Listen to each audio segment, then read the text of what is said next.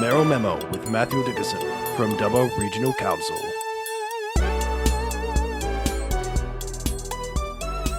Mayor of Dubbo Regional Council, Matthew Dickerson. How are you doing? Oh, I'm going very well, thank you. Another great weekend in Dubbo and ready to start another exciting week here in town. All right, well, let's talk about two big exciting events that were in Dubbo. There was some grand finals. Grand finals on Sunday, definitely. Apex Oval, for a year of incredible usage of Apex Oval, the ground still looked in pretty good condition. A couple of little patches on the ground weren't perfect, but gee, at the end of a footy season, it's always hard to have that ground in perfect condition, but I think it looked pretty good. And 4 great games of rugby league on Sunday. And who took out the big game? Well, of course, a little bit of competition there amongst various communities around the place, but Dubbo was playing. I was keen to see them get up over the top of Mudgee on Sunday, and of course Dubbo Sims got up 25-12 over the Mudgee Dragons. Well done to the Dubbo Sims. Yes, well done, Sims, and all the other winners. And, of course, Saturday was a big day too with a lot of dream activity. It had been not happening the last couple of years. We had a weather event last year that knocked out Dream, and then we had a little pandemic that knocked out the couple of years before that. So it was exciting to see Dream back up and running, and obviously there was a lot of pent-up demand. We had a huge crowd there on Saturday night in particular. I was down there in the afternoon and there were lots of stalls set up and lots of food and various things being sold. So that was all exciting and lots of activity on the stage. But then when it got to the Lantern Parade, which is always the highlight of the Dream Festival, and the Lantern Parade, we walked through the streets on Saturday night, had people lined up the side of the streets, a huge number of people in the parade itself. And then when we turned the corner and walked up the path to Victoria Park, the crowd there was absolutely huge, and I sat back and looked around as I got to the top there, and you just couldn't see the ground for the people everywhere. So huge event, very exciting, and the feedback from people that I spoke with after the event just thought it was a fantastic, a very uplifting experience. So a great event, well done to our organisers, they did a fantastic job, and thankfully the weather held out, it was perfect weather for it. And let's hope it's perfect weather again next year. So for the thousands of listeners around the place, the guests to our area, tourists, some people call them, you'd encourage them to be in Dubbo around this time of next year. Well, this is actually a great time to be in Dubbo. You talk to places like the zoo, for example, and they often talk about the spring and the autumn in terms of the visitation really going through the roof in terms of people coming and visiting Dubbo, because it is perfect weather. It doesn't get too cold at night, doesn't get to 40 degrees during the day. Just beautiful, mild weather throughout the whole time. So it is a great time to be here, and if you're going to be here at this time, then participating in the Dream Festival is definitely part of it. Okay, and some people even moving to Dubbo permanently. You had another citizenship ceremony. We are having these more regularly, and we have had to do that because they were getting to the stage where they were too big, and I like to try and make them a fairly personal ceremony. And when they get too big, too many people there, then you lose a bit of that personal touch around it. But we ended up with 31 new citizens last week, and I don't like to see too many more than 30 or 40 maybe at the most, but it is quite personal, and you've got this really uplifting experience in the room. You've got friends and family of the 31 people becoming new citizens, and everyone's excited. It's a new chapter in their lives. And I always like to get around and talk to people afterwards just to find out what their journey was from wherever they were born to Dubbo, to Australia for a start, and then to Dubbo. And there's always a different story. It's always fascinating. I always love to hear some of those stories. One of the things we tried this time around, always trying to improve it, we typically have them as a morning ceremony. We thought maybe it would be better to have them as an afternoon ceremony so the kids that might be becoming new citizens can finish off school for the day and come along.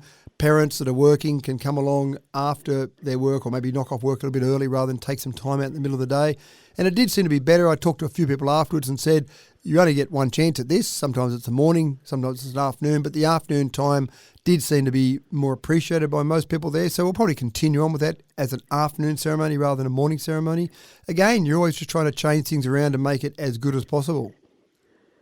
And you were travelling during the week. You were in Canberra for a roads and infrastructure talk. And you can't talk about the beautiful weather in Canberra this time of year because it was still cold over there. It was still in the negatives overnight, up early in the morning to attend the sessions each day, and yeah, it was still pretty cold over there. But the National Local Roads, Transport and Infrastructure Congress was on. I don't understand yet. I've been to a few congresses over the years, Rod. I don't understand the difference between a congress and a conference. They both seem like they're about the same to me. But it was a good opportunity to talk about roads, and also some different infrastructure. There was one discussion in particular that I was interested in around community batteries. I've had a few people from Dubbo ask about community batteries, so that was an interesting discussion about how you can get a community battery up and going. I got some good contacts out of that, so I'm following up with that. And another session was focused not so much on the condition of the roads, which you think would be a lot of the discussion around a roads congress, which it was, but more around the road toll and the factors that actually end up with people having accidents and people having fatalities on the road.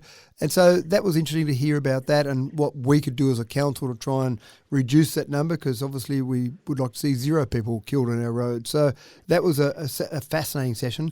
We also had a breakfast there with Chris Bowen, and he's the Minister for Climate Change and Energy, which might sound a bit interesting at a roads congress, but they have extended this roads congress now to be infrastructure. So that was a good discussion just around our renewable energy zone here. And I've talked to Chris before about that and about getting our roads upgraded as part of that renewable energy zone. And I think that's a real secret. We've got to improve the quality of our roads by using some of the money from the RES. So again, good to get to Canberra, good to talk to a few people there, a few ministers, etc., but also good to be back home with some slightly warmer weather. And in the same vein, on the 13th, so I believe that might be Wednesday, you've got a Congress, conference, or maybe even call it a forum happening in Dubbo. It's hard to know the difference, isn't it? They all sound like a gathering, don't they? So we've got our Mayoral Developers Forum this Wednesday night. I'd encourage anyone involved across the region in development. Now, that could be developers, could be builders, could be people organising finance, it could be tradies, anyone that's involved in any way, shape or form in the development industry.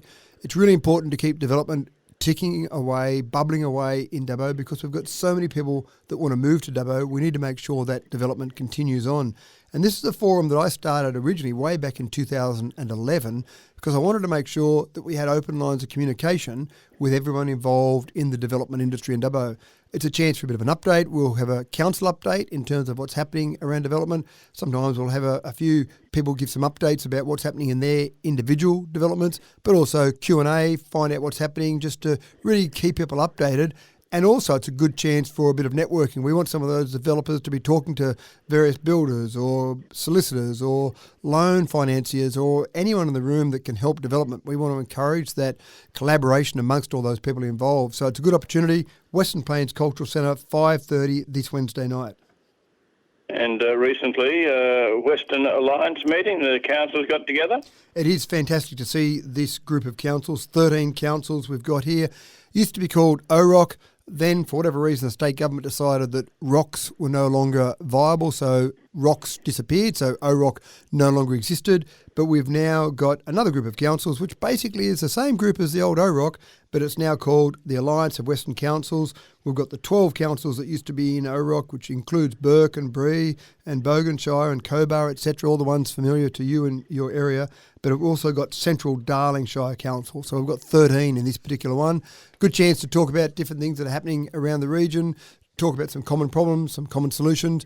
And we also typically get a minister or two come along and talk to us. And this one we had Minister Jenny Aitchison. She's the Minister for Regional Transport and Roads. So she came along and it was great. She actually stayed for the whole meeting, which I think is fantastic. Sometimes ministers might turn up just for a small part, do a presentation and then leave. But Jenny was good enough to stay the entire meeting and then also stayed around afterwards to talk to some of the individual councils rather than tie up the time of all the councils talking about things that are specific to them. So that was a good chance for myself to talk to Jenny, but also some other councillors and just talking about different things specific to their council. But Jenny also, on her way home, went past the 3D printed toilet that we've got in Dubbo and had a bit of a look at that. She'd heard about that and was keen to have a look at that and sent me a message afterwards, so she was quite fascinated by that.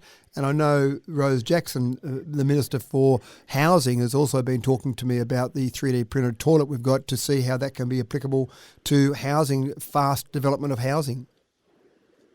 We're hearing from the Mayor of Dubbo Regional Council, Matthew Dickerson, and there was the opening of said toilet.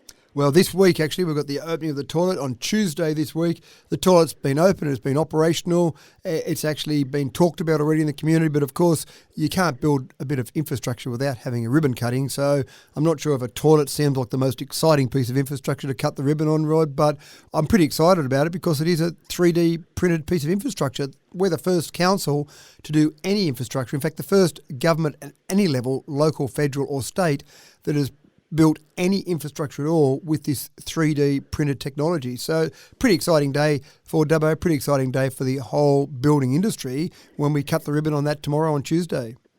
It could be an attraction for people.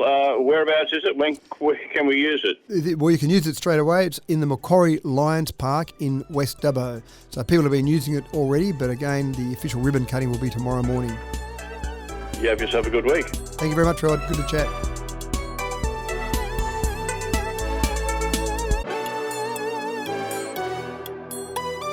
Mayoral Memo with Matthew Dickerson from Dubbo Regional Council.